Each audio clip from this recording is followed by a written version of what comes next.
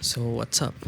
Ang purpose lang naman ng video na to is to test my new mic, which is yung DJI Mic Mini. So ang itsura ng box niya is ganito, and nga, very minimal, and that's it.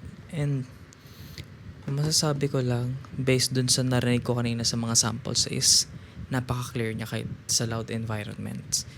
Kanina sa kapihan nag-test ako ng audio test. Nag-audio test ako doon. Nag-soundcheck ako. Tapos, pinakinggan ko dito sa MacBook ko and ayun, mahina yung audio ng background.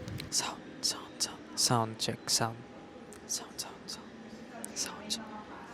2, 3, sound. Ngayon, ang itetest ko naman ngayon ay titignan natin kung malinaw pa rin ba yung mic kahit nakatapat sa electric fan. Siguro i-overview ko muna yung parang specifications ng mic tsaka yung inclusions niya sa box. So ngayon, ikiklip ko siya muna, and nakakatuwa siya dahil meron siyang sobrang lakas na magnet. So built for for action. Probably narinig mo yung tech na yun, ganun kalakas yung magnet. So, ikakabit ko siya. So, pwedeng magnet or pwedeng clip lang. Yan. Maririnig mo yung damit ko probably dyan. Siguro nakaganon yung angle ng mic. Pero yun nga, papakita ko yung mga inclusions ng DJI Mini. Mic Mini. So, una, ito yung pouch niya. So, meron siyang logo na DJI and meron siyang handle. Meron pa siyang isa pang handle na maliit, and ito yung zipper niya. Sa loob meron siyang 4 na bulsa, and sa bawat side meron 2. So since binili ko yung pang single na na mic, kasyang-kasya dito yung transmitter tsaka receiver. So ang transmitter, ito yung mic mismo. Ang receiver is yung nakakonect sa camera. Hindi ko siya mapapakita kasi nakakonect siya sa camera.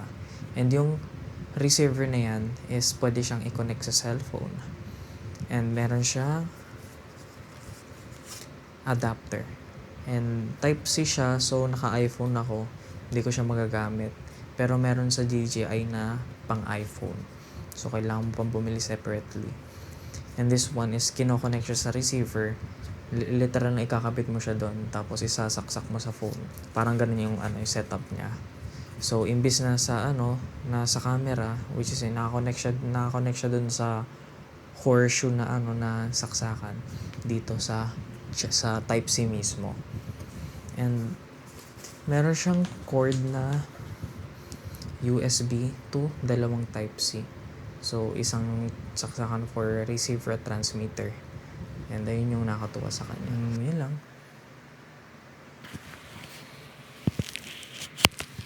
Sana naka-record.